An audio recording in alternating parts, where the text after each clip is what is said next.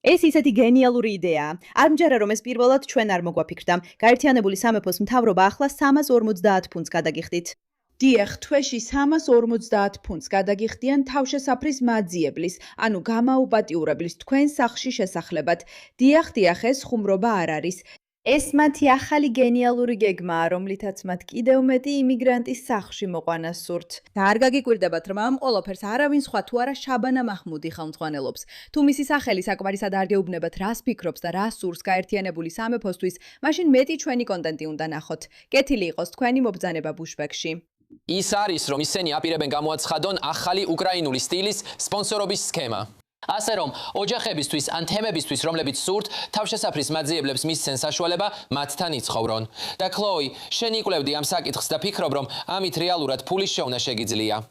ხო, კარგად, დაცუნებული არ ვარ, რომ ეს დიდი თანხაა. მგონი თუ კი უკრაინელს შეიფარებ ჩვეულებრივ თვეში 350 ფუნტს იღებ, რაც გულწრფელად რომ თქვათ, ბევრი ფული არ არის. მით უმეტეს, რომ ლონდონში სულ მცირე თავისუფალ საძინებელ ოთახს 1000-ზე მეტ ფუნტად გააქირავებ. დიახ, მაგრამ ვფიქრობ, ბევრმა ადამიანმა ეს კეთილინებით გააკეთა და მინდა ვთქვა, რომ უკრაინელი ლტოლვილის მიღება დიდი რისკი არ არის. მათ ძალიან მსგავსი კულტურა აქვთ ჩვენსასთან. ფიქრობ ალბათობა იმისა, რომ უკრაინელი რომელიც ჩვენს სახლში ცხოვრობს, უცებ დაგესხას თავს მაჩეტეთი ან გაგაუპატიუროს. საკმაოდ მცირეა.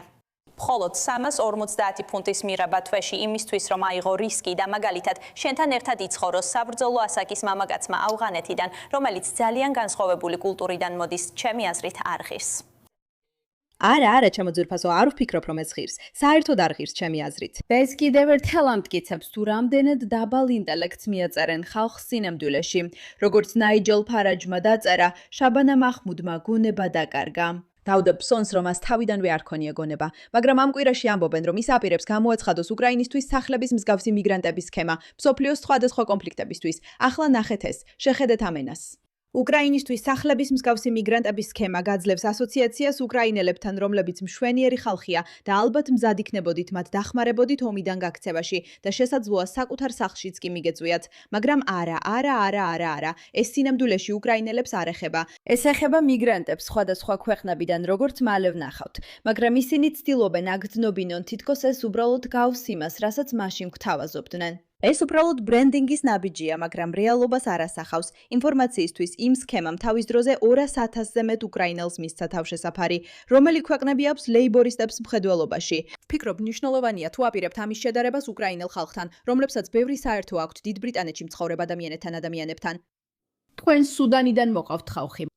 იცით ვინ არის სუდანელი? დენგ მაჯიკი, არალეგალი მიგრანტი, რომელმაც რიანა უაითი მოკლა 23-ჯერ დაჭრა სახრახნისით და მოჰამედ ჰარუნი ლტოლვილი, რომელმაც ქალი გააუპატიურა და მოსამართლეს, რომელიც მას სასჯელს უსჯიდა უთხრა F ინგლისი. სინამდვილეში აქაურ ციხეებში მყოფი სუდანელი დამნაშავეების 13-ზე მეტი სექსუალური დანაშაულისთვის არის გასამართლებული. ბიჭებო, ნუ იდარდებთ, თვეში 350 ფუნტად შეგიძლიათ აქედან ვინმე თქვენს მიწაზე მიიწვიოთ.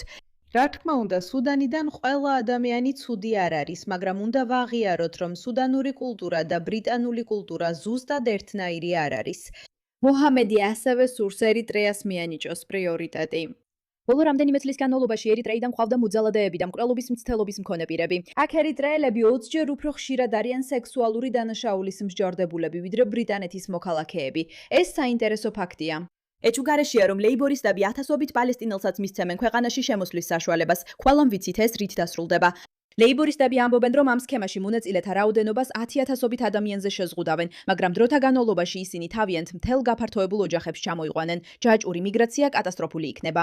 ასე რომ ძირითადად თუ სწორად იგებთ იმას, რასაც აქ ვკითხულობ, ინგლისი ახლა იმ ფაქტს ებდვის, რომ 100,000-ობით თუ არა მილიონობით ადამიანი ცვლილებებს ითხოვს.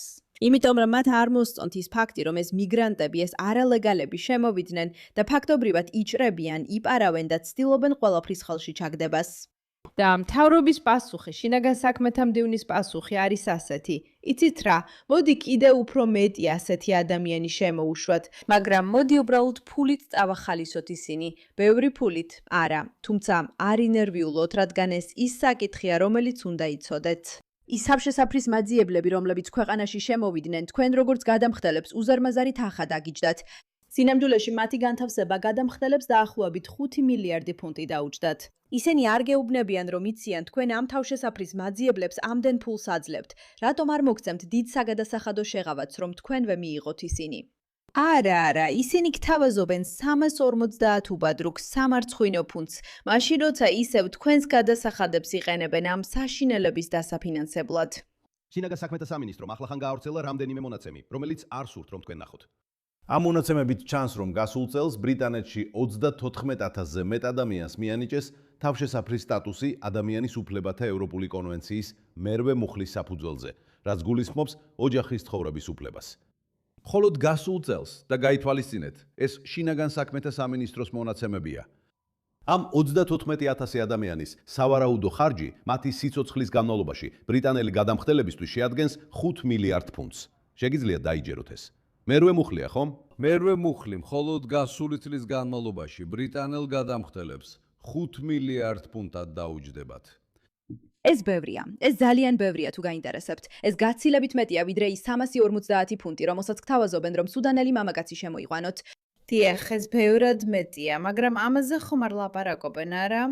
ისინი ცდილობენ ფინანსურად დაგახალისონ, იმ დროს როცა შენს ფულს გართმევენ, რომ გააგრძელონ ამ გიჟური პროგრამის დაფინანსება, რომელიც შენს მშობლიურ ქალაქს ანადგურებს და გონიათ, რომ დაუსჯელად გამოუვათ ეს ყველაფერი ეს ყველაფერი. ეხლა თუ ინგლისურ პოლიტიკას კარგად არიცნობთ, ეს კაცი ნაიჯელ ფარაჟია და ის ხელმძღვანელობს პარტიას სახელად რეფორმების პარტია. არის კიდევ ერთი კაცი სახელად რუპერტ ლოუ და ის არის ის ადამიანი, ვინც გაუპატიურების ბანდების საქმეებზე გამოძიებებს უდგას სათავეში, რასაც ხედავთ და ის სხვა პარტიას ხელმძღვანელობს. ამიტომ რუპერტმა სთხოვა ამ კაცს, რომ შეუერთდეს მას და ერთად შეიმუშაონ გეგმა შაბანა მაჰმუდის წინააღმდეგ, რომელიც ხელს უწყობს არალეგალური იმიგრაციის ზრდას. მასილ დიდის თქმით, რუპერტ ლოუმ ახლა პირდაპირ სთხოვა ნაიჯელ ფარაჯს, რომ ერთად იმუშაონ და შაბანა მაჰმუდის იმ გეგმების წინააღმდეგ ერთიანი ფრონტი შექმნან, რომლებიც კანონიერი მიგრაციის გზების გაფართოებას გულისხმობენ მთელ მსოფლიოში. რა თქმა უნდა, ეს სრულიად შეშლილი ამბავია და მათთვის, ვინც არ იცით, ვინ არის შაბანა მაჰმუდი, გახსოვდეთ, რომ ის დიდი ბრიტანეთის შინაგან საქმეთა მინისტრია. აი რას ფიქრობს ის? იცით, ადამიანები, რომლებსაც ინგლისის დროშა უჭირავთ, უმეტესად მსოფლიოს ერთ ბოლოში, ესენი იქნებიან იდეალი და ისინი თეთრები არიან, მამაკაცები არიან, ცუდი ადამიანები არიან და შემდეგ სურთ, რომ ჩვენი საზოგადოება დახონ.